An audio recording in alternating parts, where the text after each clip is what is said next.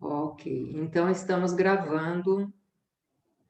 Hoje nós estamos no primeiro dia do mês de junho de 2021 e temos o prazer e a honra de estarmos aqui reunidos novamente.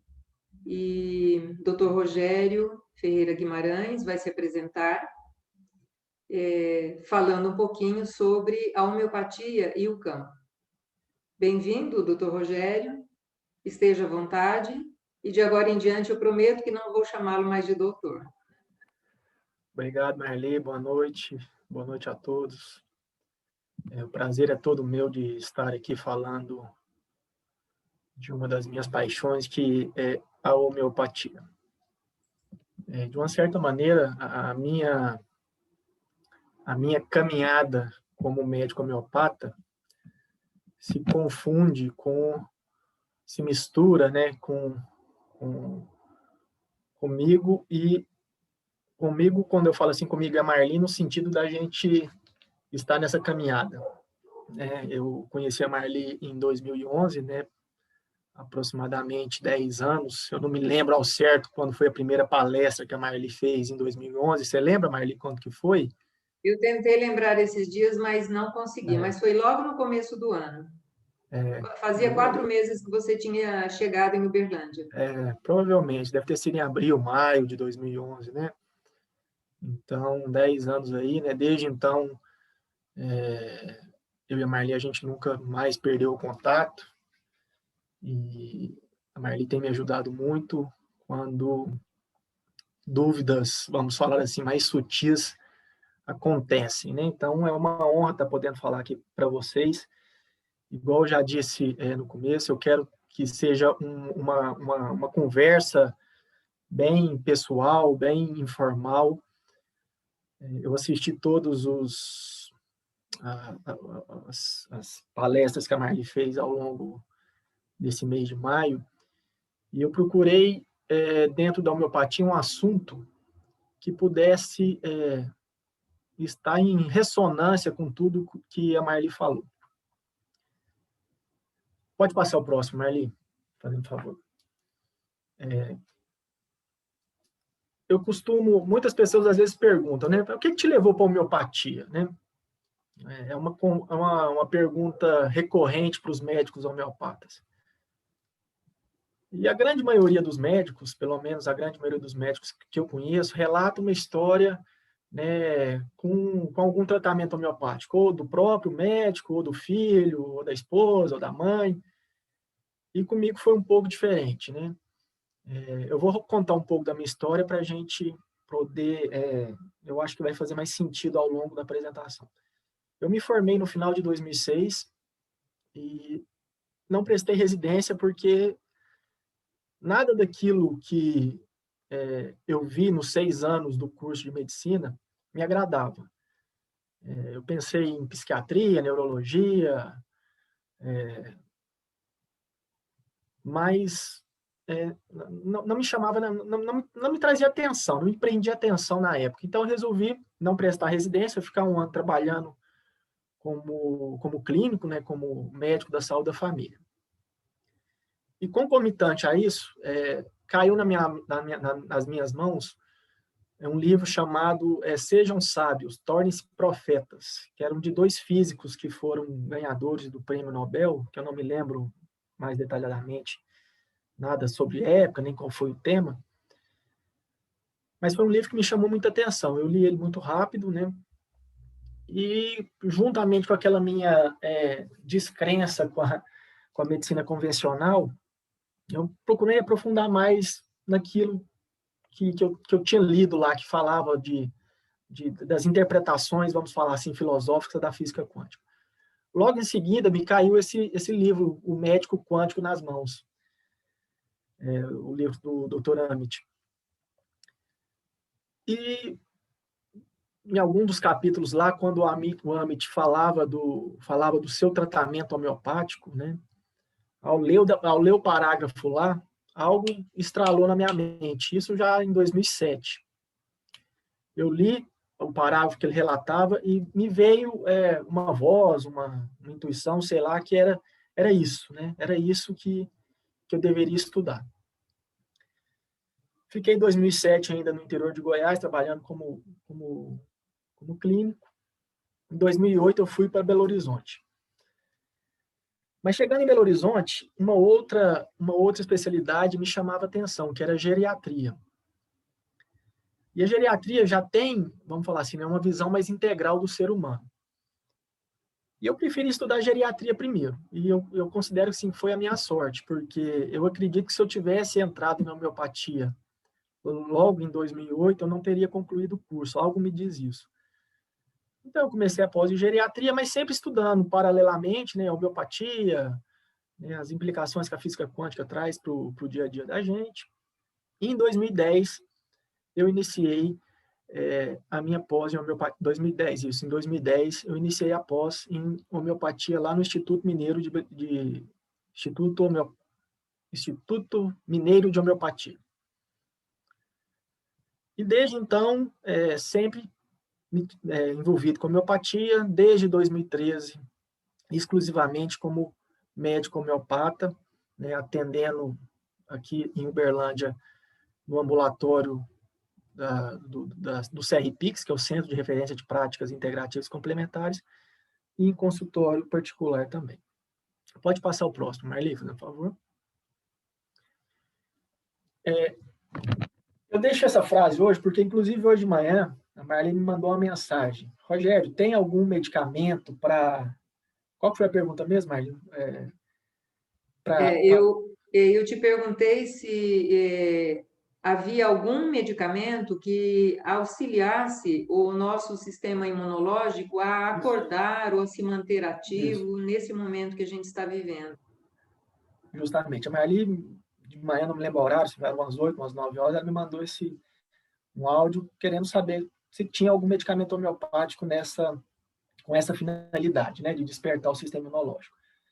E o que eu respondi para a Marli foi o seguinte: Marli, o seu medicamento homeopático tem essa capacidade, né? Por que eu estou começando falando que o tratamento homeopático é individualizado? Porque é uma dúvida recorrente que eu vejo que boa parte das pessoas tem dificuldade de entender o que é um tratamento individualizado, né? Seria até, vamos falar assim, essa frase ficaria melhor escrita se tivesse o único, né? O tratamento homeopático é individualizado e único. Então, quando alguma pessoa me pergunta, existe medicamento para imunidade? Eu falo assim, não, mas a homeopatia pode fortalecer a sua imunidade. Existe um medicamento homeopático para dor de cabeça? Eu falo assim, não, mas a homeopatia trata pessoas com sintomas de dor de cabeça. Então, eu quis começar a nossa apresentação aqui deixando muito claro isso. A homeopatia é um tratamento individualizado, né? Você pode ter um irmão univitelino com a mesma queixa e, muito provavelmente, o medicamento de vocês será diferente, né? Porque dentro da nossa individualidade, né, coisa simples, por exemplo, alguém comentou que é muito friorento, né? Então, na homeopatia, a pessoa pode falar que tem uma dor de cabeça do lado direito, pulsátil, né, que me dá náusea, me dá enjoo. Mas se ela for friorenta, chance grande do medicamento de uma pessoa clorenta não ser o mesmo que ela tenha uma dor de cabeça do lado direito, pulsátil, que dá náusea, vômito, piriri, parará. Então, são pequenos detalhes, né, que às vezes a gente não se atenta, por exemplo, assim, ser calorento e friorento, ser sedento e sem sede, né, transpirar debaixo do braço ou não transpirar, né. Isso são peculiaridades que para a homeopatia são muito importantes, ok? Então, eu quero deixar bem claro isso aqui no começo da apresentação para futuramente, a hora que alguém quiser fazer alguma pergunta, já tenho em mente essa máxima da homeopatia. E outra coisa, vocês podem me interromper a qualquer momento, tá? Eu quero deixar aqui livre, qualquer dúvida, ou podem mandar pelo chat, ou levantem a mão aí, ou destravem o microfone, Tá bem? Marli, pode passar o próximo. Alguém conhece essa foto? Se alguém conhecer essa foto, pode ou sabe sobre o que é essa foto? Eu acho que a Marli sabe, né, Marli? Não? Alguém aí imagina o que essa foto quer dizer, por que tiraram essa foto e por que essa foto ficou famosa? Alguém aí se arrisca? Alguém quer comentar? Fiquem à vontade.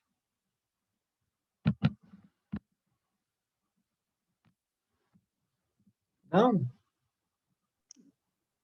Não. Essa foto aí, ela é de 2019, se eu não estiver enganado. É a primeira foto de um entrelaçamento quântico de dois elétrons. Tá? Eu não sei nem qual é a resolução, nem qual seria, quantas vezes essa imagem está aumentada, mas essa foto é a primeira foto de um entrelaçamento quântico de dois elétrons. Pode passar para frente, Marli. Então, o entrelaçamento quântico é um fenômeno da mecânica quântica que permite que dois ou mais objetos estejam de alguma forma tão ligados que um objeto não possa ser corretamente descrito sem que a sua contraparte seja mencionada, mesmo que os objetos possam estar espacialmente separados por milhões de anos-luz. Próximo, Marli. E por que eu comecei falando de emaranhamento, entrelaçamento quântico? O que eu quero falar com vocês aqui hoje é sobre uma teoria, né, que eu acho muito interessante e que, intuitivamente, mesmo antes de ler alguma coisa a respeito, eu já tinha comigo, né? E o que o emaranhamento... Alguém falou alguma coisa? Não, né? E o que o emaranhamento paciente-médico... É o chamado emaranhamento paciente-médico-remédio. E o que esse emaranhamento paciente-médico-remédio paciente-médico-remédio quer dizer? Ele propõe uma interação não local entre o paciente, o médico e o remédio.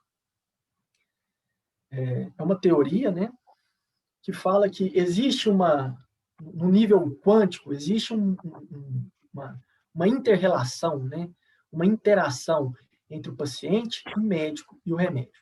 Pode passar a próxima foto aí, Marli, por favor. Então, é como se entre o P, o paciente, o M, o médico, e o R, o remédio, né? É como se entre paciente e médico, né? No tratamento, eu estou falando, né? Você entra, né, em interação entre o paciente e o remédio, entre médico e remédio. Isso é o que a gente chama de emaranhamento paciente, médico, remédio. Pode passar o próximo, Marli. Então, esse emaranhamento, ele é sustentado pelo que se chama de teoria quântica fraca. Parte de conceitos quânticos conhecidos, né, como emaranhamento, não localidade, complementariedade, porém dentro de uma realidade ontológica mais profunda. As correlações sincrônicas entre mente e matéria permanecem como resquício dessa totalidade perdida. Está entre aspas, porque isso é a frase do Lionel Milgrom, que é um inglês do Instituto... desculpe, agora eu esqueci, mas é em Londres. Ele é um químico, né, e estudioso da homeopatia. E eu achei essa frase dele tudo a ver com o que a gente tem falado aqui ao longo desse curso da Marli, né? E ele ainda completa, é muito mais uma descrição teórica básica e geral da natureza do que mecânica quântica. Depois eu vou disponibilizar todos os artigos que eu me baseei para fazer essa apresentação. Eu vou mandar para a Marli, depois a Marli disponibiliza. São 8 ou 10 artigos, né, onde ele explica por meios físicos e matemáticos todo esse conceito, né, paciente, médico, remédio. É muito interessante, né? É até difícil, né? Boa parte do artigo você tem que passar porque entra para cálculos físicos e matemáticos que, para quem não tem entendimento vamos falar assim, da matemática, vamos falar assim, pura, né? impossível entender. Mas as implicações que ele traz, né, as correlações que ele faz entre o paciente, o médico e o remédio são muito interessantes. Então, eu vou disponibilizar isso, eu só preciso organizar direito, vou mandar para a Marli, depois a Marli coloca no nosso grupo, e quem quiser fazer a leitura, fique à vontade, que eu acho que vai ser bastante interessante. Então, esse emaranhamento, ele parte do emaranhamento, né, quântico, da questão da não localidade e da complementariedade que a física quântica fala aí desde de Planck. Próximo, Marli. James Tyler Kent é um grande homeopata. Foi ele que popularizou a homeopatia nos Estados Unidos, né? A grande maioria dos cursos de homeopatia, né? De homeopatia, eu não gosto de falar homeopatia clássica, mas vamos falar assim, a homeopatia clássica é o que a gente chama de homeopatia unicista.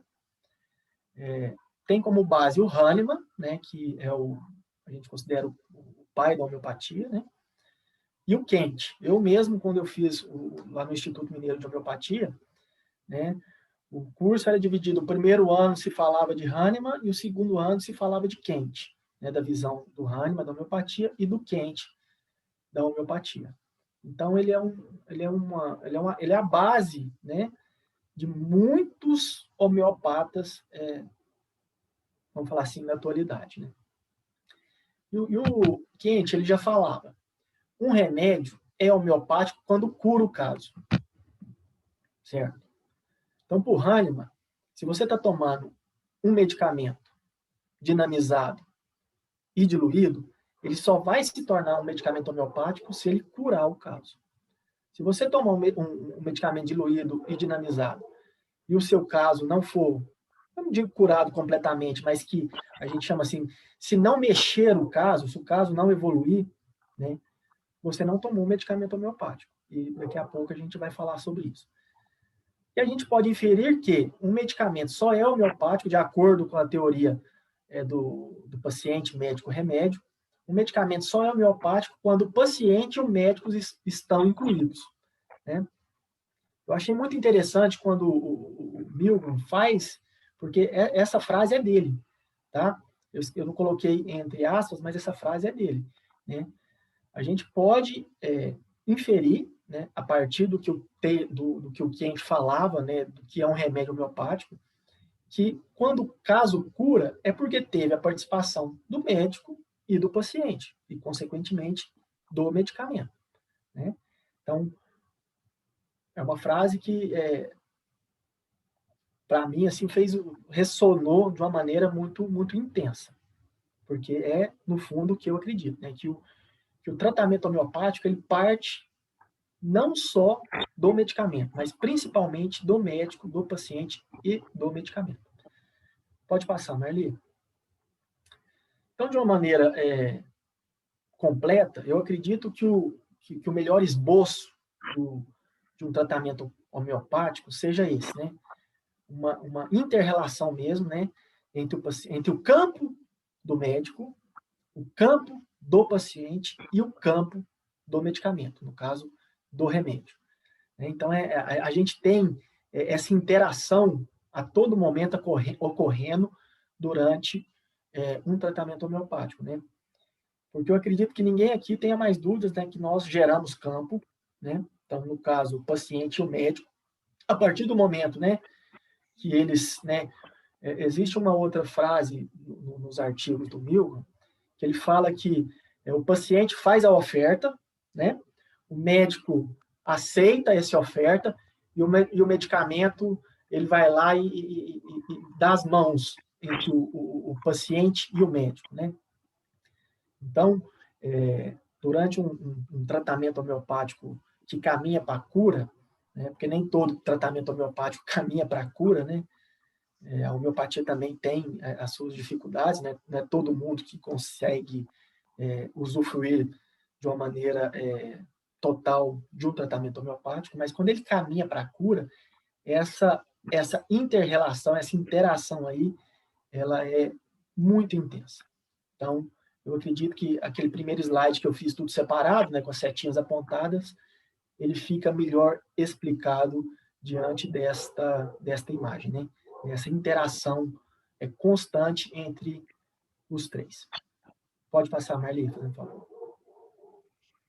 Pessoal, e agora eu vou entrar numa parte mais filosófica, né? Eu gostaria que, se alguém quiser fazer alguma pergunta, né? Porque para a gente já dialogar em cima do que foi falado, para passar para uma parte mais filosófica do que a gente vai falar. Então, eu gostaria mesmo, né? A gente está aí com 20 minutos aproximadamente, né, de conversa. E se alguém quiser fazer alguma pergunta a respeito do que foi falado, Marli, seu comentário em cima do que foi falado. Vera, o pessoal que eu sei que... O doutor Luiz. Vou fazer uma colocação até para provocar, né? Eu achei muito interessante essa ideia que você trouxe do Kent, que o remédio homeopático, ele só é considerado isso quando ele cura. Interessante isso, né? Porque o que tinha na minha cabeça é assim, todo medicamento dinamizado, né? Diluído e dinamizado, seria homeopático. Achei bem interessante essa sua colocação. E mais interessante ainda, essa tríade, né? Porque isso me lembra muito a Santíssima Trindade, né? O Pai, o Filho e o Espírito Santo. O Pai é o não manifesto, o Filho é o manifesto, e o Espírito Santo é a energia que liga essa dupla. Então, assim, é uma visão da teosofia que eu gosto muito, né? O não manifesto, o manifesto e a energia que liga, porque, assim, casa perfeitamente, né? Se não houver uma energia que liga o médico e o paciente, o remédio fica sobrando, né? Ele não consegue fazer nada, né? Existe uma tentativa de ligar, mas não acontece nada. Então, assim, é preciso realmente essa interpolação energética dos biocampos dos seres vivos, né, que são o médico e o paciente, para que esse medicamento possa estar ali ajudando naquele processo, né? E assim, o que me vem muito à mente é a importância que vocês dão, vocês homeopatas, para essa leitura. Isso bate muito com o reiki, isso bate muito com a constelação, porque se você não fizer a leitura do paciente, desde o momento em que ele abre a porta até o momento em que você realmente troca elétrons por causa da nuvem que tem interpolada, você não consegue acessar, né? Isso eu achei muito, muito profundo e muito verdadeiro. Eu vou comentar a primeira parte, quando você fala, o Kent falou, né? Um medicamento só homeopático quando ele cura o caso, né? Quando a gente experimenta patogenesia, para quem não conhece, para quem não sabe, patogenesia é o processo onde a gente experimenta uma medicação, né? Geralmente um grupo em torno de 20 pessoas, você pega, pode ser um elemento dos reinos, né? Pode ser o reino mineral, vegetal, animal, nosódio, sarcódio, né? Você experimenta o medicamento, né? Anota os sintomas, né? Depois as pessoas se reúnem, né? E cada uma relata a experiência que teve ao experimentar aquele remédio. Esse remédio ele só vai considerar ser medicamento, ele só será considerado medicamento quando ele for utilizado na prática clínica e curar alguém. Ou seja, vamos supor que nós todos aqui resolvamos experimentar um medicamento. A gente experimentou lá sei lá, a camomila, né? Experimentamos a camomila e ninguém nunca experimentou a camomila. Nós vamos anotar o que cada um sentiu, né? Nós vamos lá, aí tem toda uma técnica para se chegar, né?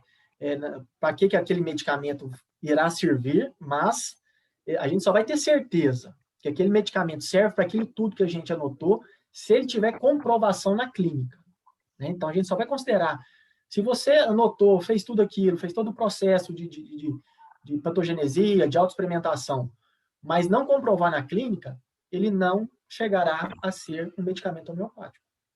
Certo, Marlene? E o que você falou aí da tríade, né? Perfeito, né? Do Pai, do Filho, do Espírito Santo. Igual eu comentei com você, né, Marlene? Eu não lembro quando, mas essa questão já permeava a minha mente desde quando eu estudava homeopatia, né? Mas eu nunca tinha achado nenhum artigo que conseguisse traduzir para mim, para que ficasse mais inteligível, né? E lendo esse artigo, né, que ele é dividido em várias partes, né, fez muito sentido, né? Porque, igual o livro lá, O Campo, né, qual que é a autora lá? Tyler, né? Como é que é o nome da autora do livro do Campo? Lynn McTaggart. Lynn McTaggart, né? Você já aconselhou o pessoal, eu reforço o conselho da Marli. É um livro extraordinário e para todos aqueles que estão envolvidos, né, de uma certa maneira com esses estudos, é biografia básica, né? Porque aquele livro ele consegue, pelo menos comigo foi assim, né? Facilitar esse entendimento, né, de inter-relação, né, de interação entre os campos, né? Então, todo aquele que produz um campo, né, e se relaciona um nível com o outro, você está trocando informações ali, né, de uma maneira sutil e, vamos falar assim, até inimaginável. Alguém tem mais alguma pergunta? Alguém quer fazer? Eu vi que alguém fez alguma pergunta no chat aqui. Tem uma pergunta?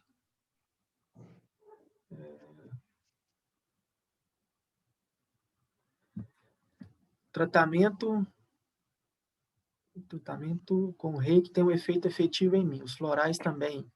Mas nunca consegui resultados com homeopatia, independente do médico. Alguma consideração sobre isso?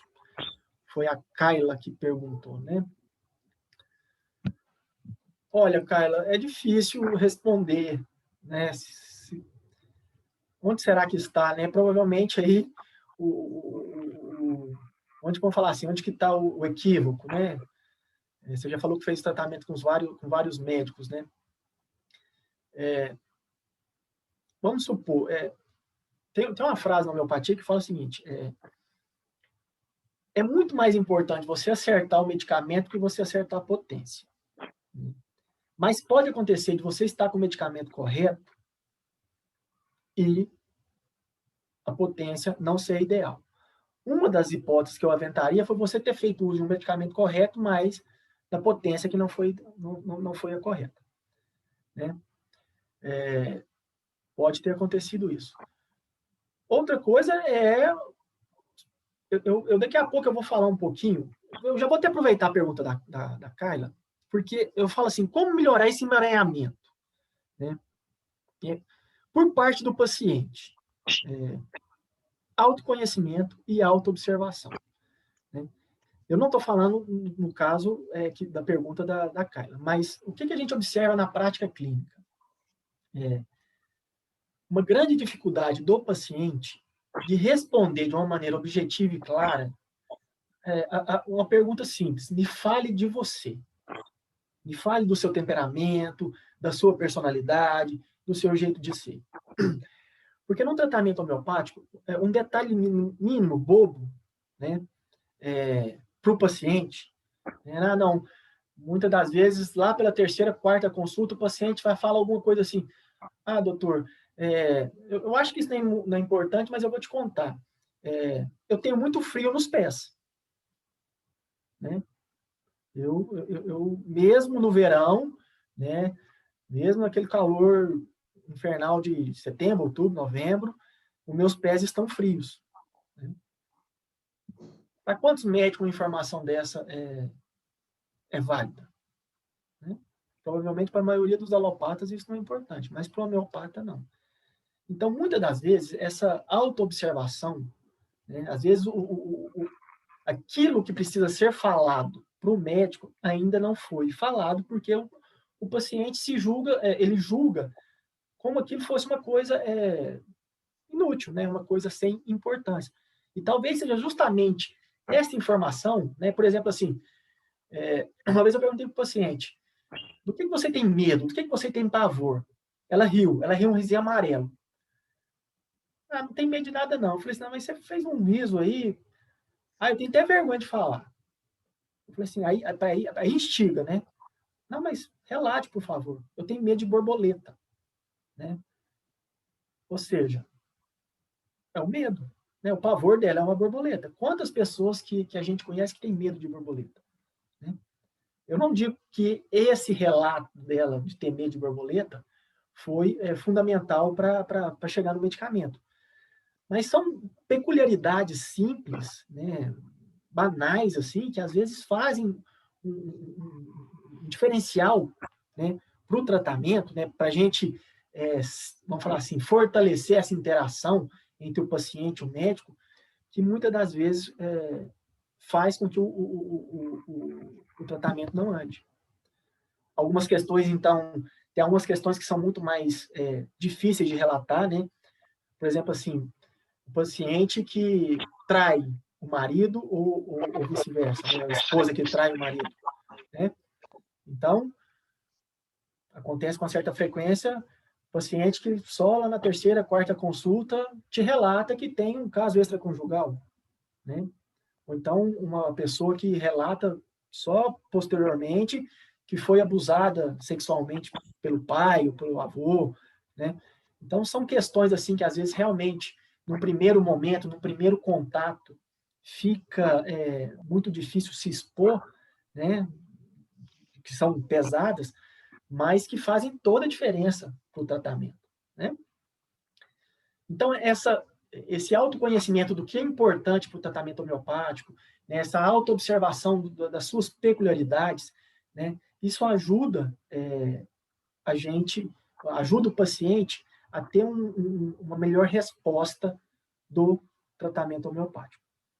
Por parte do médico, né, o que o médico precisa para melhorar esse emaranhamento, né?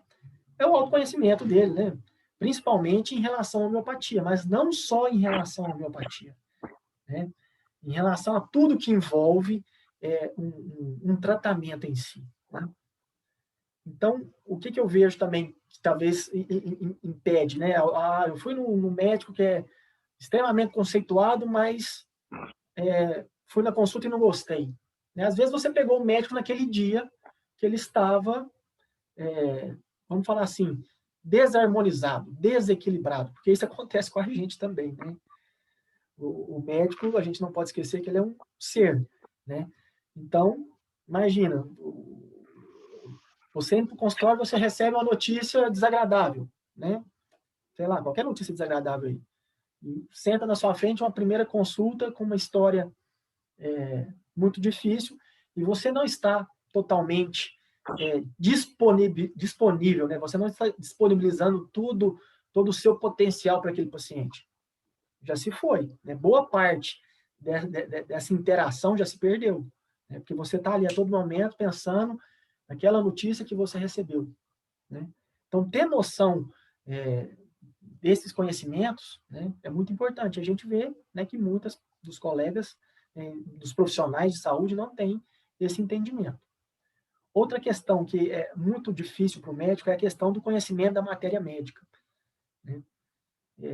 A matéria médica, né, que no caso são os medicamentos, né, eu até coloquei aqui, a matéria médica ela é dinâmica, ela não é estática, né? A beladona lá da época do Hahnemann, que ele usou para tratar lá uma epidemia de escarlatina, certamente ela não é a mesma beladona, né, de hoje em dia, né? O próprio medicamento homeopático, ele não vai perder as suas características básicas, mas o medicamento homeopático, ele vai agregando valor, né? À medida que isso aí, gente, é uma posição minha, né? Corrobora com muitos colegas homeopatas, mas tem alguns que não concordam. Mas eu fico vendo que isso é uma realidade, né? A matéria médica homeopática ela vai crescendo, né? Ela vai crescendo. Então, algum sintoma novo é agregado, alguma cura nova é agregada. Tanto que medicamentos a todo momento estão sendo estudados, né? E vira e mexe, a gente escuta algum colega, principalmente nos congressos, né, comentando a respeito de um medicamento, de uma cura que tal medicamento fez e que nunca havia sido relatado antes pelos médicos, ok? Então, para mim, as duas principais questões que interferem nessa interação entre o médico e o paciente Então, é o autoconhecimento do médico, né? E essa questão do conhecimento da matéria médica. E aqui, né, aí serve tanto para o paciente quanto para o médico, né? Como que o que a gente pode ir além, né? O que o médico e o paciente podem fazer para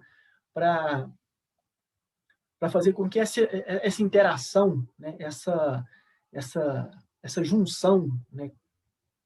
Do campo dos dois possa potencializar, né? Aí a gente já fala, né? Meditação, yoga, tai chi, constelação, reiki, alimentação, né? Vamos falar assim, melhorada, atividade física e por aí vai, né? Muito dos pacientes, né, transferem para o médico e para o medicamento, né, a responsabilidade da sua saúde, né?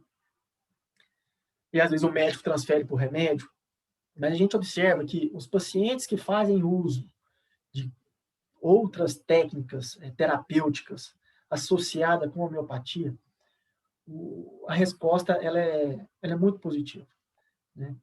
Eu mesmo tenho estudado meditação, mindfulness, né, num nível assim mais técnico, mais científico, né? E tenho observado tanto que eu tenho conseguido melhorar, né, a prática com pequenas, vamos falar assim, né, com pequenos movimentos que o mindfulness nos ensina, né? E por aí vai, né? Eu sou praticante de yoga, estudo constelação, né? Reiki, sou reikiano também. E a gente vendo que isso tudo vai agregando, né? Para essa melhor interação com o paciente e com o medicamento também. Marli, pode passar. Pessoal, já estou caminhando para o final, tá? Eu vou deixar um tempo aí maior para a gente poder discutir. Então, qual é a conclusão que eu tiro hoje dessa nossa conversa, né? O medicamento homeopático não é o único responsável pela cura, né? E a intencionalidade do médico e do paciente são fundamentais para a cura do caso, né? Eu acredito que isso aqui não seja surpresa para a maioria das pessoas, mas eu queria encerrar aqui a apresentação com essas duas conclusões, né? Que eu acho que é o mais importante que eu tenho para passar para vocês aqui hoje. E me encontro aberto aqui para a gente discutir, né? Para a gente falar em cima disso tudo que eu coloquei aqui hoje. Obrigado. Rogério, posso fechar a apresentação, então? Pode.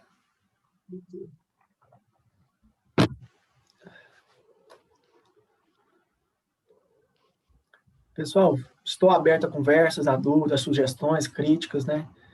Eu espero ter contribuído um pouquinho para aumentar a ignorância de cada um.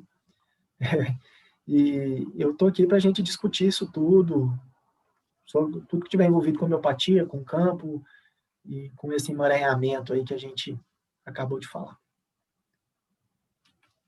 Rogério. Oi, Vera. Então, assim, só fazendo um adendo junto a... É Kaila? Como é que é o nome da... Eu acho que é Kaila, né? Kaila. Kaila. Como tudo na vida, tem pessoas que não respondem. Então, dentro da homeopatia, há a condição, o paciente tem que ser sensível também. E eu, no meu caminhar da homeopatia, eu vejo que a sensibilidade, ela está muito ligada à consciência da pessoa. Que aí entra essas coisas que você fala de autoconhecimento, de você começar a se perceber. Não deixar só o remédio fazer, mas olhar o que o remédio faz em você. Mesmo quando ele não faz nada, ele age. Obrigado, Vera. É isso mesmo. Não resolve o problema, mas ele age. Rogério, posso falar? Pode falar. Pode falar, Terezinha, né? Terezinha. Isso. Olá, boa noite. Boa noite. Rogério, essa questão do paciente, da homeopatia, se ela não fizer efeito, ela não é homeopatia. Na minha colocação, é delicado isso, porque a gente sabe, você sabe como que é paciente. Ele vem, você faz uma prescrição, ele toma e, ok, depois ele não vai dar continuidade àquele tratamento que você propôs, né? E muitas vezes ele fala que não fez nenhum efeito, mas você avaliando clinicamente, a gente percebe efeitos que já tem feito, sabe? Assim, a minha experiência, pelo menos. E o que eu vejo, assim, o que ainda o obstáculo com as práticas integrativas, e hoje a gente falando de homeopatia, é a questão da cultura nossa, que quer as coisas rápidas, né? Elas não têm paciência com o momento de desintoxicar, de zerar e começar uma nova medicação. O que você pode falar disso? Você pode também estar contrária à minha ideia? Concordo plenamente. Não, Terezinha, eu me expressei mal se eu deixei essa impressão, né? Porque a gente... Mas aí que eu estou falando assim, né? A gente está falando... Igual, a gente precisaria de um caso mais concreto, né? A gente está... Hora nenhuma eu exemplifiquei um caso, mas vamos para um caso concreto. Então, um paciente que chega com queixa de ansiedade, né? Eu sou ansioso, né? E durante a consulta, além de ansiedade, ele não dorme bem, né? O intestino dele é preso, ele está com hipotireoidismo subclínico, né? Ele tem uma mágoa muito grande da mãe, ele tem uma dor no joelho que impede ele de fazer qualquer atividade física. Aí daqui 30 dias, ou 40, ou 60, ele volta para você e te fala, Rogério, eu continuo ansioso. Aí você vai fazer toda uma série de perguntas para confirmar se realmente ele não melhorou. Aí ele está dormindo melhor, ele não tem mais a dor no joelho, né? O intestino dele está funcionando bem, né? Ele voltou a se relacionar com a mãe, né? A mágoa que ele tinha da mãe praticamente diminuiu, né? Então, assim, esse paciente, ele está evoluindo para a cura, né? O quadro mexeu, né? Então, provavelmente, ao longo do tratamento, esse paciente também notará que a sociedade melhorou, certo? Então, quando eu falo assim, que se o medicamento só vai ser homeopático se promover a cura, né, eu não estou limitando a fala do paciente, né, porque muitas das vezes o paciente realmente ele é focado em determinado sintoma, né? Ou é na dor, ou é na ansiedade, ou é na insônia, ou no intestino preso, mas ele não consegue perceber, né, que ele é um ser integral, que ele é muito mais do que uma ansiedade, que uma dor no joelho, que um intestino preso, ou que por aí vai, certo? Porque muitas vezes o paciente, ele não tem paciência, a gente já confirmou isso, né? E essas observações clínicas, às vezes elas são sutis, mas ela faz um efeito rápido, né? E ele pode falar assim, eu tomei foi um chazinho de fulano, não, eu também fiz uma outra medicação, mas nunca ela assume que é aquele tratamento energético. Isso é com a acupuntura, com o reiki, com todas essas áreas, né? Que eu vejo ainda assim, até eu penso muito, Marli, de a gente trabalhar dessa forma, de trabalhar a conscientização da população. Como que a gente poderia trabalhar isso? Porque nós aqui somos um grupo seleto, um grupo que já entende. Agora, como que a gente pode passar isso para a população? Como que a gente pode fazer a conscientização deles para ver essa seriedade, esse compromisso? Porque hoje também tem muita gente no mercado que não tem a seriedade, né? Que fala que é um terapeuta de práticas integrativas e, às vezes, no caso da acupuntura, coloca uma agulha, nem sabe por que está colocando a agulha, que é delicado. Então, a gente mostrar que existe o estudo, que a gente é um grupo que trabalha com com esse cuidado e com esse zelo, né? Eu acho que a gente podia pensar nisso depois, um trabalho. Posso fazer uma colocação, Rogério, em cima do Sim, que a Terezinha falou? sim. Então, a semana passada que Rogério e eu conversamos, eu comentei com ele que fico assim, eu moro aqui no Moarama, né, entre o Moarama e Custódio Pereira, e tem uma unidade de saúde a uma quadra aqui de casa. E eu olho as meninas todo dia caminhando ali em volta do poliesportivo e eu falo, nossa, que vontade de pedir o telefone celular de uma delas para enviar essas palestras para ver se elas se animariam a ouvir ou a fazer uma chamada como essa, chamar o pessoal que atende nesses postos de saúde para conversar. Que o Rogério é uma pessoa assim que tem acesso a várias pessoas desse sistema único de saúde, né? Então, quem sabe aí num futuro não muito distante, a gente possa, de alguma forma, né, Rogério, acessar algumas pessoas que sejam, assim, pessoas-chave e, ao mesmo tempo, abertas, porque não adianta ser uma pessoa-chave naquele setor, mas ela não estar aberta a essa informação, né? Ô, Então, assim, Marlene, seria uma possibilidade, né? eu até então vou aproveitar para falar, porque na prefeitura de Uberlândia hoje, eu não sei quantas pessoas aqui sabem disso, mas hoje existe um centro de referência de práticas integrativas complementares, né? Isso. Fica ali na Duque de Caxias, entre a Getúlio Vargas e a Cipriano.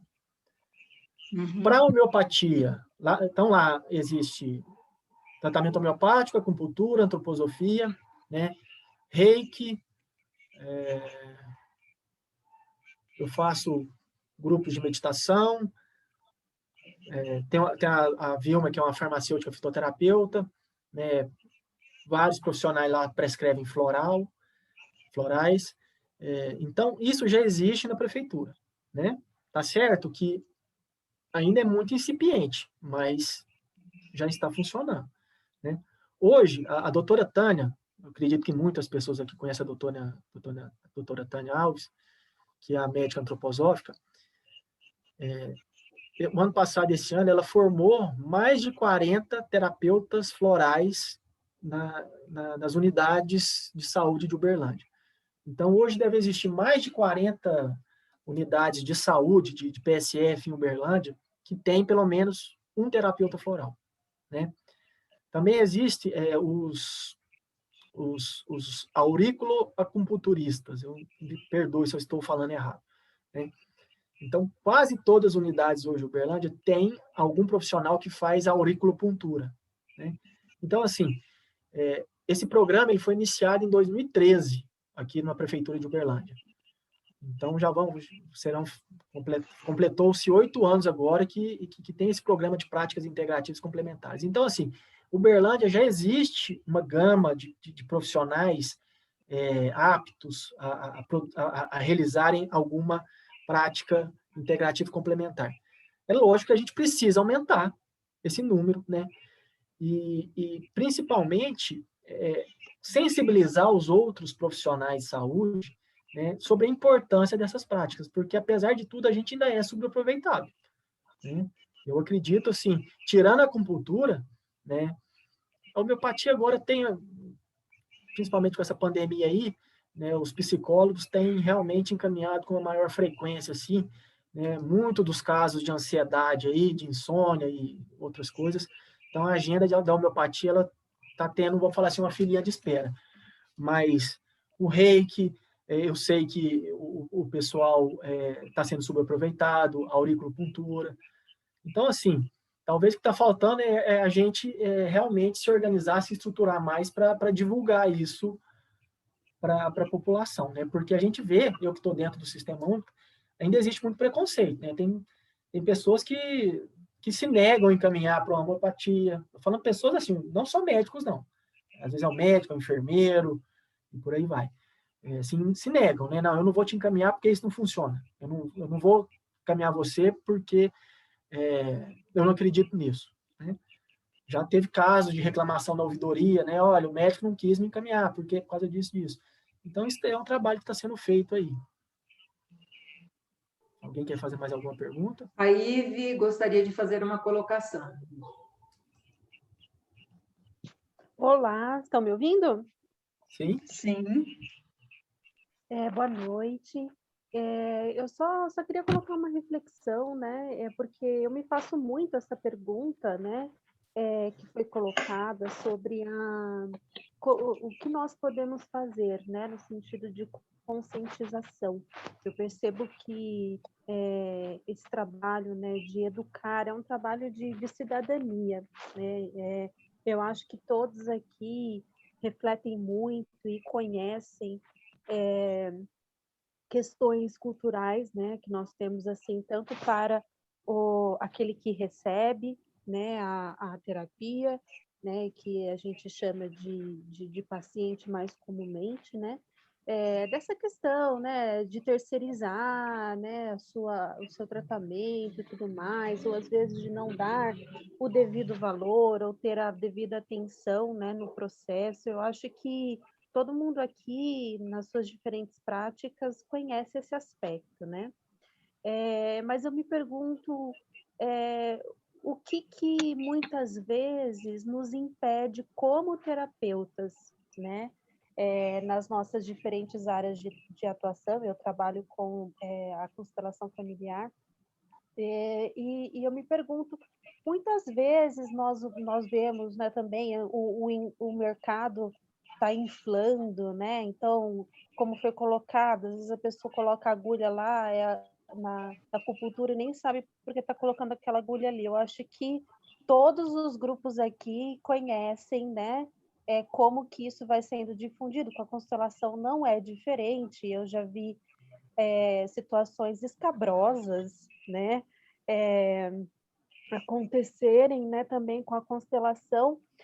E eu me pergunto como a gente poderia usar melhor, participar de grupos mais interessados, porque a gente tem um sistema único de saúde que tem a oportunidade da nossa participação para a escolha, né, de políticas públicas. E eu acho que a gente não tem uma cultura, né, como coletivo, nós não temos uma cultura de ir lá participar, votar, opinar, mas essas oportunidades elas existem. E eu me pergunto o quanto nós poderíamos nos articular como grupos, né, de terapeutas para ter uma participação mais ativa na proposta e na análise de políticas públicas, porque nós não usamos essa. Eu sei que não é fácil e não é simples, mas é uma oportunidade que o nosso Sistema Único de Saúde nos proporciona e que muitas vezes eu vejo que nós, e eu me incluo nisso, com certeza, não nos utilizamos como deveríamos, né? De ir lá e propor e mostrar. Por exemplo, a minha professora do meu curso de constelação, quando eu fiz o curso, que ela é minha mentora até hoje, ela aqui, eu estou aqui na Grande São Paulo, né? E ela trabalha na prefeitura de Diadema e ela conseguiu uma parceria fantástica com a Delegacia da Mulher em Diadema, em que ela consegue oferecer ali, né, pelo SUS, o trabalho da constelação para os homens, né, que estão em vias de cometerem violências, né, físicas com suas parceiras. E elas fazem um trabalho de constelação ali, justamente para evitar que esse homem passe para a próxima etapa, né? Então eu vejo que existem ainda muito incipientes, mas existem projetos maravilhosos, estão sendo colocados em prática, e eu me pergunto o quanto a gente poderia se articular, né, como coletivos de terapeutas, para participar mais efetivamente dessas propostas. É só uma reflexão.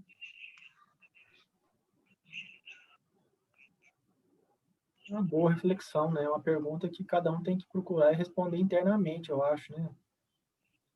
O que a gente, cada um aqui, pode fazer para melhorar essa divulgação, né? O que você fala, Marli? Então, eu gostaria de voltar um pouquinho à questão que a Kaila colocou.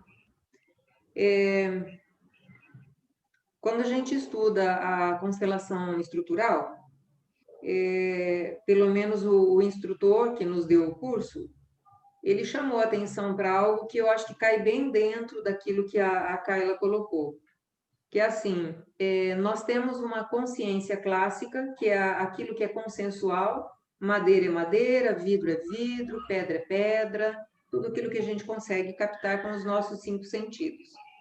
Nós temos uma consciência quântica que entra mais dentro dos nossos sonhos, dos nossos anseios, desejos que ainda não foram materializados. E nós temos uma consciência essencial que é a junção dessas duas coisas. Então, assim, Cleusa e eu chegamos a atender algumas pessoas que nos preocupou, no sentido assim, a gente escolhe alguns verbos para conversar com a pessoa, mas às vezes nem mudando o verbo a gente consegue acessar. Por exemplo, é muito comum a gente dar um exercício, a pessoa toca em uma âncora ou pisa em cima de uma âncora, que é um objeto que tem uma intenção ali, e a gente pergunta assim, o que é que você está sentindo? Aí a pessoa pergunta de volta, mas o que é que eu preciso sentir? Então, assim, ele parece que nem chegou ainda na consciência clássica, parece que alguém manda ele sentir alguma coisa. Ou a mãe, ou o pai, ou a avó diz assim, tá frio, põe uma blusa, tá calor, tira a blusa. Parece que é um teleguiado, né? Aí você muda o verbo. O que é que você percebe daí? O que é perceber? Então, aí você tem que começar a perguntar assim, como é que está seu batimento cardíaco? Como é que está a sua respiração? A sua mão está fria ou está quente? Então, parece que você tem que guiar a pessoa para ela se conectar com os próprios sentidos que ela tem, os convencionais, para ela entrar um pouquinho mais na consciência clássica, para depois você começar a ampliar, para ela ir para a quântica, para depois ela ir para a junção dessas duas coisas. Então, eu acho assim, eu fico com pena do doutor Hamilton, porque tanto ele quanto a Cleusa, né, me atenderam bem naquele esquema, assim, né, mecanicista. Eu levava listinha de coisas. Ora, quem leva lista de coisas, que sabe quantas vezes ovulou na vida, quantas vezes o ciclo teve 7 dias, 3 dias, 10 dias, o que é isso? Ele vai num medicamento ali, né, certeiro, é certeza que é isso. Ô, gente, mas aquilo era uma máscara, né? E aí, nem eu sabia que eu tinha uma máscara. Então, assim, eu acho que o trabalho dos homeopatas, dos terapeutas em geral, é começar a descascar a cebola, né? Tirar a primeira casquinha, a segunda, a terceira. E aí eu lembro sempre da fala da Cleusa, né? Ela comenta assim: olha, às vezes o paciente chega, ele conversa 2 horas e você vai entender o que ele queria na hora que ele fala tchau. Ele fala uma palavrinha, você fala, nossa, agora é a próxima sessão, né? Então, eu acredito que vocês, homeopatas, passam, assim, muita dificuldade, porque tem todo tipo de pessoa que chega até vocês, né? Aquela que nem chegou na consciência clássica, aquela que está, assim, bem cartesiana, bem nessa clássica dos 5 sentidos, e as outras que chegam totalmente voadoras, né? Que você precisa colocar um paralelepípedo na perna para ela poder assentar na vida. Então, era essa complementação que eu gostaria de fazer. Marli, é legal. Normal... Desculpa, alguém quer complementar? Não, posso falar? Pode. Uhum. É porque, normalmente, quando a pessoa já tentou vários tratamentos com vários médicos alopatas e que não tem, assim, nenhum resultado, é que eles procuram a gente e leva mais a sério. Quando eu tive a oportunidade de dar aula no curso de acupuntura ali do César, e tinha muitos médicos fazendo acupuntura na época, e eles falavam assim, o medicamento que a angústia da gente como médico, que chega um momento que a gente não tem mais como ajudar o paciente, a gente percebe que existe algo mais, e esse algo mais eu vejo que são as nossas práticas integrativas, né? E eu até que queria, não sei se eu posso fazer comentário, tá? Tem tempo, Marli? Estou sem som, não estou ouvindo.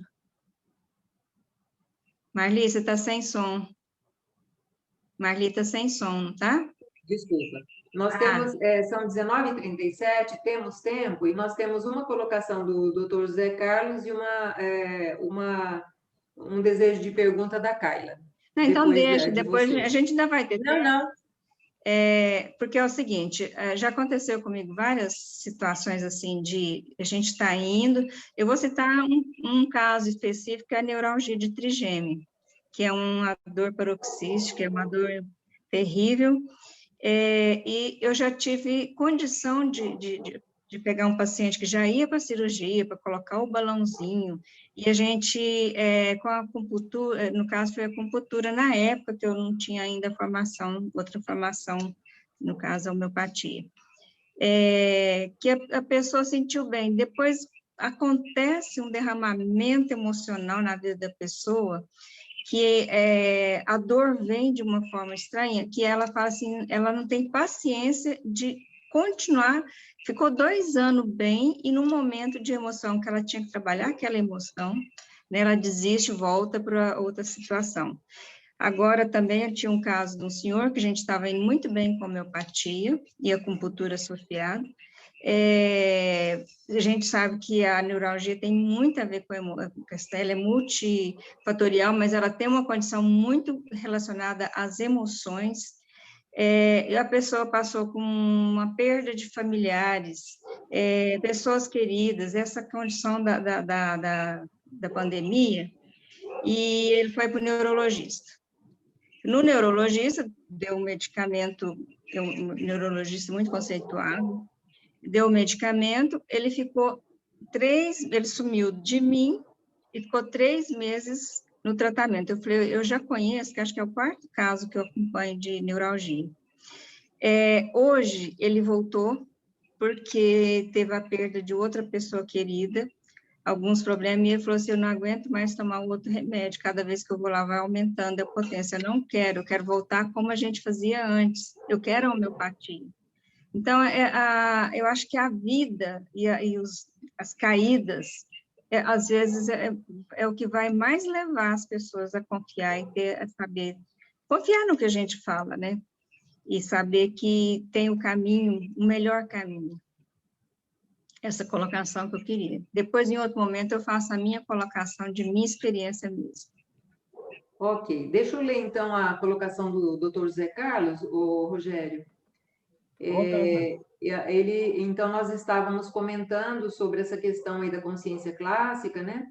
Ele diz assim, a regra é a desconexão para formar apenas consumidores que precisam de tutores para serem a autoridade que decide o que ele deve ou não deve escolher ou deseja.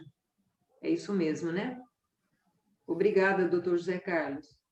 Aí a Kaila pede para fazer mais uma pergunta. Ok aí para você, Rogério, a Kaila? Tranquilo. Obrigada a todos. Estão me escutando? Sim.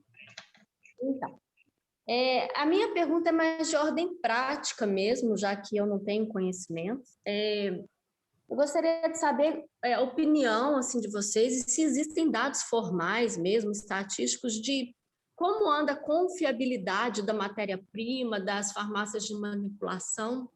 Eu pergunto isso porque na minha cidade, por exemplo, só temos uma farmácia de manipulação em que você pode confiar na formulação dos seus florais. Por exemplo, você vai comprar um fitoterápico que não seja industrializado, você não tem uma confiança do que você está comprando. Por exemplo, você quer um cipó unha de gato. Meu Deus, quantos cipós recebem esse nome comum, né? E aquele famoso por suas qualidades medicinais é uma espécie específica vinda de um local específico, né? De uma formação, de um bioma específico. Então, nós não temos essa confiabilidade em muitos setores. Eu não sei, na homeopatia, vocês têm esse tipo de informação da segurança que nós consumidores temos? Existem dados sobre isso? Olha, Carla, eu não tenho dados sobre isso. O que eu posso falar é a minha experiência. Eu nunca passou pela minha cabeça que o problema pudesse ser a formulação em alguma farmácia homeopática. Aqui em Uberlândia, por exemplo, eu nem sei, a Vera talvez possa falar mais sobre isso, mas eu nem sei quantas farmácias de manipulação homeopática existem, né? Mas eu nunca escutei nenhum colega falando que desaconselhasse a procurar tal farmácia porque lá, né, não fosse confiável a manipulação de tal medicamento. Tá? Então, dentro da homeopatia, e eu, de uma maneira mais ampla, até com outros colegas em outras cidades, eu desconheço, né, algo nesse sentido, tá? Mesmo porque a homeopatia não é uma, assim, né, eu realmente, as matrizes, eu não desconheço que alguém possa, de alguma maneira, a Vera é que eu acho que é mais, teria mais condições de falar sobre isso, se ela estiver aí, né? Talvez eu realmente, meu microfone está funcionando? Estão me Sim, Vera. ouvindo? Sim. Então, como tudo na vida, né, tem os profissionais sérios e os não tão sérios, né? Dentro da farmácia de manipulação, existem coisas que não são legais. Só que a vigilância sanitária, ela tenta ao máximo, por exemplo, eu não posso ter uma matéria-prima dentro da minha farmácia sem laudo de análise, sem controle de qualidade, a vigilância não permite. Eu não quero dizer que não tenham farmácias que compram. Eu preciso qualificar meu fornecedor, eu preciso mostrar para a vigilância sanitária que o meu fornecedor é qualificado, ele tem toda a documentação necessária de um fornecedor sério, que trabalha realmente para a saúde das pessoas, com as espécies corretas das plantas, né, com os gêneros corretos, com ação terapêutica, principalmente nos fitoterápicos, comprovadas. Não dá para eu fazer a gota do Zeca aqui na farmácia, porque a gente me liga aqui pedindo essa gota do Zeca. Eu não sei quem é essa gota do Zeca. Sei que é um monte de fitoterápico dentro da gota do Zeca, mas eu não posso fazer. Então, realmente, cara, existe isso. E as farmácias, eu acredito que aqui em Uberlândia nós temos uma elite de farmácias, sabe? São farmácias muito boas, principalmente a homeopatia tem essa fidelização. Não é uma fidelização. A gente que trabalha com homeopatia, a gente gosta da homeopatia, porque quem não gosta nem trabalha. É um negócio barato demais, às vezes dá trabalho demais, porque você está uma potência na 10, o médico te pediu na 49, você tem que subir elas todas, e não é uma coisa altamente rentável. Né? Não são remédios que fazem fluxo de caixa alto. Então, eu acho que isso previne a contaminação da homeopatia, entendeu? Por ela ser de baixo custo, foi o que eu coloquei aí. As pessoas colocaram, as pessoas que duvidam, que a gente não consegue acessar, que a pessoa nem percebe qual é a consciência que ela tem real, né? Ela não consegue nem ver a coisa prática que a Marli colocou da percepção. E tem o outro lado, eu trabalho em periferia. A pessoa ela vem tão entregue aqui que assim, o resultado é fantástico. Tem hora que eu falo, gente, mas você não tomou mais nada? Você só tomou aquela homeopatia? Sarou de tudo, virou um remédio homeopático de verdade, igual o Rogério colocou aqui. Ele só é um remédio homeopático quando ele cura. Então, tem os dois lados, sabe? Tem aqueles que vão todo armado e tem aqueles que vêm todo entregue, principalmente as pessoas periféricas. É muito, muito prazeroso você trabalhar com as pessoas que vêm realmente puros, limpos sobre qualquer conceito do funciona, não funciona, eu acredito, não acredito, entendeu? Eles vêm inteiros, puros, limpos, e numa necessidade monstruosa, porque eles vêm com medo de não ter o dinheiro para pagar. Essa é a grande preocupação da maioria das pessoas periféricas que eu atendo, porque não tem dinheiro para ir no médico, não tem. E não adianta, se eu não der esse socorro, ele vai ficar, aqueles invisíveis. São aquelas pessoas que agora virou moda esse negócio de invisível, a população invisível. Então, assim, nós temos uma população imensa invisível que se entrega com muita pureza nessa busca do alívio das suas dores. Não sei se eu respondi para a Carla, mas é mais ou menos isso. Eu tenho um comentário aqui do doutor José Carlos, dois comentários, posso ler, Rogério? Sim. Ok. Então, com relação a essa colocação da Carla, né, a confiabilidade, ele diz assim, o assunto é sério, sim, e mexer com informação em não moléculas pede atenção à matéria-prima, manejo, armazenamento, e para dar problema é fácil, pois a poluição não visível está em todo canto, e qualidade é essencial não só em homeopatia. Então, assim, até o jeito que a pessoa armazena o medicamento em casa, né, faz a diferença. E tem outro comentário aqui do Dr. José Carlos, aí serve para você, né, Vera? Farmacêutico homeopata é essencial, é herói, né? Grande trabalho, pouco lucro e reconhecimento, muito aquém do merecido. Então, eu concordo com o Dr. José Carlos. O senhor quer usar o microfone para fazer alguma complementação? Ou está tudo certo? Ele está só no ouvido aqui. Ô, Marli, só para complementar essa dúvida da Carla, particularmente, quando o paciente me pede indicação, eu indico farmácias onde eu sei que existe um farmacêutico homeopata que ele vai ter acesso fácil, né? Não são todas as farmácias, porque uma coisa é uma farmácia de manipulação homeopática, né? E outra coisa é uma farmácia de manipulação homeopática que tem um farmacêutico homeopata para dar informações para o paciente, né? Então, aqui em Uberlândia eu conheço 3 ou 4 só que eu confio, né?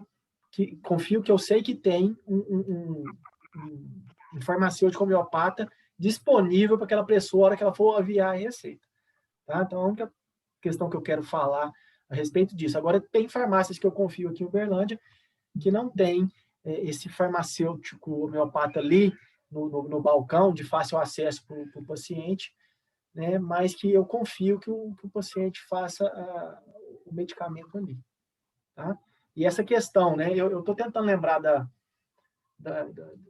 eu não lembro de onde que foi, mas foi lá em Belo Horizonte durante a minha formação, já faz alguns anos, né? Mas alguém comentou que era até o dono da farmácia, que ele tinha um funcionário lá que manipulava, que fazia a dinamização, né? Que fazia o processo, né, de dinamização do medicamento, e essa pessoa passou por uma dificuldade muito grande, perdeu, não me lembro direito da história, mas ele observou que o baixo astral daquela pessoa estava contaminando o medicamento, que os medicamentos estavam tendo menos efeito que antes dessa pessoa não ter tido esse problema, né? Foi uma observação que ela fez lá. Então, assim, a gente que estuda, né, isso de uma maneira mais sutil, né, isso é perfeitamente, vamos falar assim, entendível, né, vamos falar assim. Essa capacidade que a gente tem de interagir com o medicamento, mesmo ali sem ser paciente nem médico, né, sendo só sei lá, como que fala isso, a Vera pode me explicar melhor, né, a pessoa que está lá. O manipulador, né? O manipulador, né? Na verdade, por exemplo, a minha farmácia, eles pegam uma ficha de pesagem, o treinamento para manipular qualquer medicamento, não só homeopático, mas ele tem que ler o nome do paciente, e não só ler o nome dos princípios ativos que compõem aquela fórmula. Tem que ler o nome do paciente para... É como se ele cumprimentasse, vou fazer o seu remédio. Então, isso é uma prática da minha farmácia. Eu não sei, isso eu não aprendi em escola, mas eu acho que é um respeito que aquele manipulador tem que desenvolver, e aí entra o que o Rogério falou, médico, paciente e remédio. Eu incluiria o farmacêutico ali também, junto. Sim, sim. Nossa, Vera, você falou coisas assim preciosas. Naquela... Todo mundo que manipula aqui, o meu manipulador, o meu técnico, ele lê o nome do paciente completo, inteiro, antes de começar a fazer as pesagens, ou começar a buscar as matrizes para poder fazer a homeopatia. Então, Vera, você falou uma coisa assim, duas coisas bem preciosas. Primeiro, ao ler o nome do paciente e ler o nome do medicamento, o manipulador está dando a intencionalidade. É aquilo que a gente faz na constelação. Você representa fulano de tal. E, fantástico essa questão. E a outra questão de você incluir o manipulador, aquilo que você mostrou da tríade interpolada, Rogério, se você colocar mais um, dá uma flor, né? Com 4 pétalas, né? Então, assim, é fantástico. Muito legal. Bacana mesmo. Mais alguma? Marli, eu quero fazer uma analogia com o que você falou da cebola, né? O Lister, ele fala o seguinte, né? Muitos dos pacientes é igual um terreno, um lote baldio, que há muito tempo não é capinado, né? Então, você entra ali e você vai tirando, carpino, né? Aquelas plantinhas mais fáceis, depois você passa para aquela que tem um caule mais fino, e vai engrossando, até ficar, às vezes, só com uma árvore lá, que você vê que vai dar mais trabalho para você lapidá-la ou arrancá-la, né? Então, muitos dos pacientes homeopáticos de consultório, né, ele tem essas cascas de cebola, né, essas questões, igual a Kayla chegou a comentar aqui no chat, né, que ela falou aqui, o que ela falou? Ela fala que realmente os médicos que ela foi, nunca fizeram tipo de pergunta mais íntimas para ela, né? Foi o que ela falou aqui, né? Ou peculiaridades, né? Eles se limitaram a perguntas de sintomas, rotinas, alimentação e histórico de doenças na família. Então, isso só corrobora para aquilo que a gente falou, né? O médico não fez uma anamnese homeopática completa, né? Aquilo que a gente falou, né? Não foi homeopático. Não foi homeopático, né? Então, a Kayla... Toma. Ele quer conhecer o paciente primeiro. Então, às vezes, a anamnese, pelo que ela comentou, né? O equívoco aí foi durante a anamnese, né? Então, se você não faz a anamnese, né? Se o médico não faz a anamnese completa, se o paciente não responde de maneira objetiva, clara e, vamos falar assim, sem constrangimento, né, sobre determinadas questões, né, você não vai chegar no medicamento simílimo, né? Você vai ficar talvez no medicamento próximo, mas você não vai conseguir, né, vamos falar assim, todo o potencial que o tratamento homeopático é capaz, né? Então, essa questão assim de realmente, né, tanto o médico de fazer a anamnese, quanto o paciente de realmente relatar, né, não só o que é grosseiro, mas aquilo que é bem peculiar e bem íntimo, né, de uma maneira bem aberta, bem disponibilizar mesmo, né, sem nenhuma máscara, né, igual a Maria mesmo citou, né, se abrir, né, de uma maneira muito íntima, né? Por isso que essa relação médico-paciente, né, não só na homeopatia, né, isso se perdeu. Na homeopatia ainda não, né, nem espero, mas essa relação médico-paciente, principalmente na medicina tradicional, ela vem se perdendo, né? Ela vem se tornando muito mecânica, né? Muito exame, né? O paciente já chega em 5 minutos, já sai com 5, 6 pedidos de exame, né? Isso é uma questão que tem favorecido, né, o adoecimento aí, de uma forma mais ampla da população. Mas tem uma mensagem nova. Marli, Aqui no chat não, é só as pessoas agradecendo, né?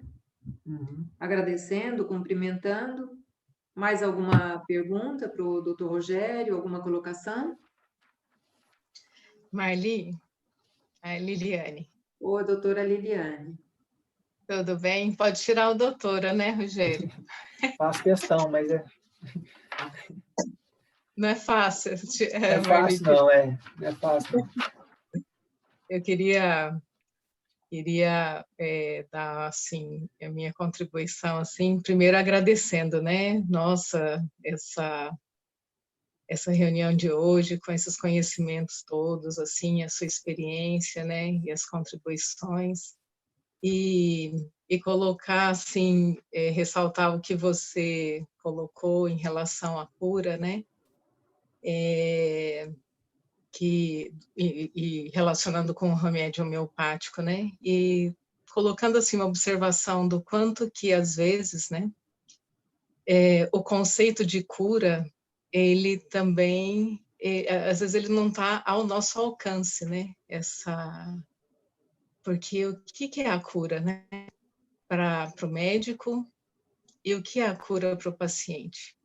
E se ele e o médico, né, todos nós estamos, assim, cobertos por tantas camadas, assim, que dificultam que a gente chegue na nossa essência, né, às vezes a cura é o processo, né, é o processo de tirar uma camada e enxergar o que está por detrás disso e depois a gente está preparado para retirar a próxima camada e tudo. Então, eu acredito que algumas coisas possam acontecer rapidamente, né, como um impacto mesmo, de uma consulta para outra, mas eu vejo que o processo de adoecimento, ele veio sendo construído, e o processo de cura, ele também é uma construção, né?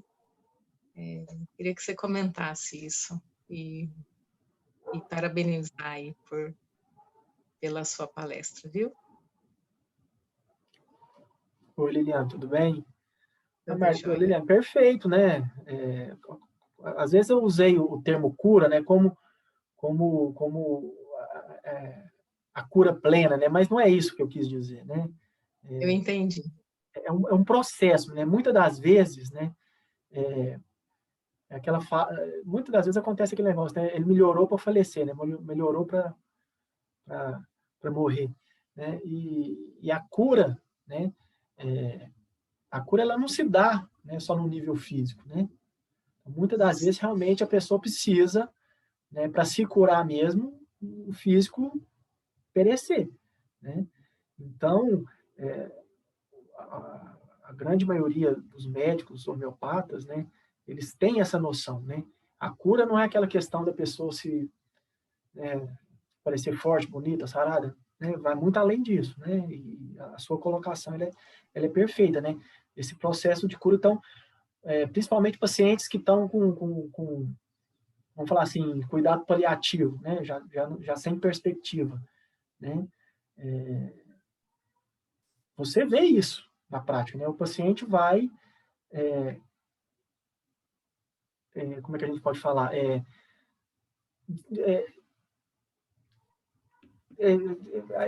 Esfacelando aquelas camadas mais sutis, né? E o corpo vai, né, realmente, mas a pessoa, o relato dela é aquele relato, né, de que, né, eu estou preparada, né, eu estou me sentindo melhor, eu me entendi com meu filho, com a minha mãe, ou com meu marido, ou com quem quer que seja, né? mas só que o nível de vitalidade celular já está tão comprometido que realmente não tem mais volta, mas aquilo que está no nível além do físico aqui, né, aquilo ali foi curado, né, e o objetivo é esse. Né? Muito legal a sua consideração. Né? Obrigada, Rogério. Eu acho que foi muito bom você ter tocado nesse assunto para a gente deixar claro que a cura a gente não está falando somente de cura física, né? E a cura física, ela acontece muitas das vezes, né? Mas muitas das vezes o mais importante é aquela cura, vamos chamar de sutil aqui. Obrigada. Acho que a Marli pode comentar, né, desculpa, Heloísa. Quando vocês falam da cebola, né, das camadas da cebola, e atendimento médico, ou qualquer cuidador, né, um terapeuta, a gente vê que a gente pode proporcionar um ambiente que facilite essa descamação da cebola, né? E pode ser por etapas. Então, se eu preciso confiar para me entregar, às vezes, no primeiro contato, eu tiro apenas a primeira parte da cebola. Mas eu vou desejar voltar naquele lugar que eu fui ouvida, compreendida e senti que fui vista realmente, né? Eu já tive uma menininha que chegou no meu consultório com uma alergia nos olhos e a mãe falava, olha, ela toma remédio Sara, para o remédio melhor, piora de novo. Aí a criança ficou comigo no consultório e eu brincando com ela, tentando entender por que ela não se alimentava, que era a queixa da mãe, ela tinha um feixe de cílios que era voltado para dentro do olho.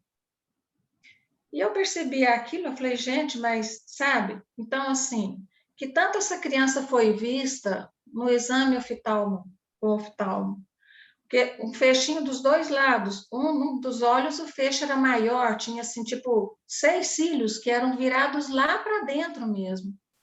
E muitas vezes a gente vai, e eu até peço assim, perdão a quem chegou a mim e eu não fui sensível o suficiente para percebê-los na necessidade deles, né? Mas a importância da gente estar com o outro realmente vendo, sentindo o outro, porque é assim que ele vai voltar para dar continuidade ao crescimento dele, a todas as descamadas que ele vai precisar, né? É isso que eu queria dizer. Perfeito.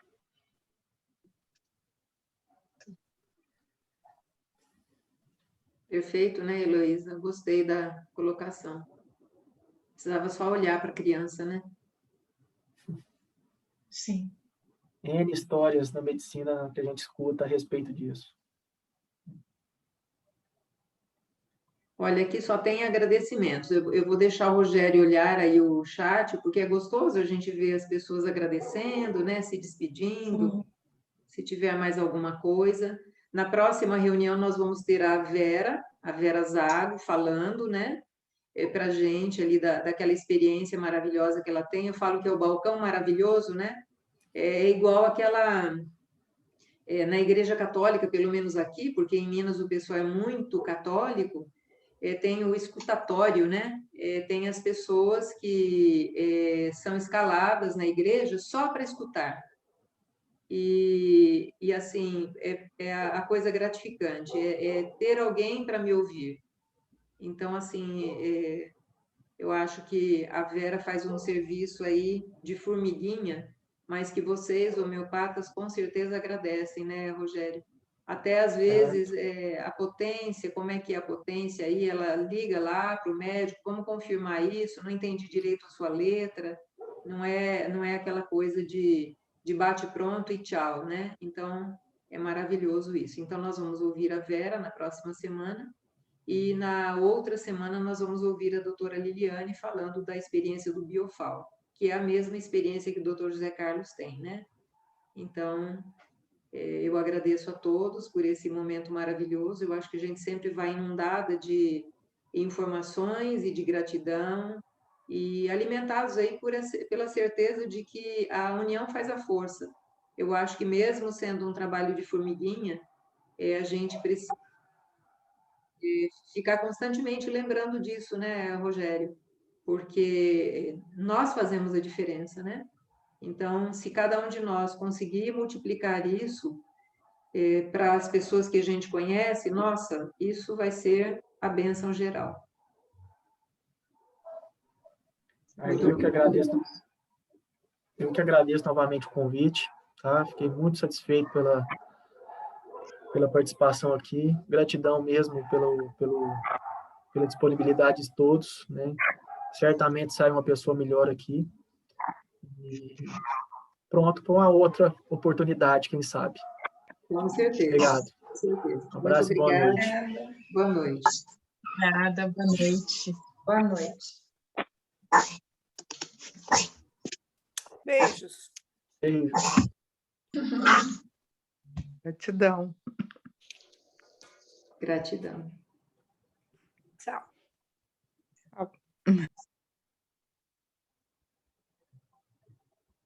Boa noite, doutor José Carlos. Até a próxima.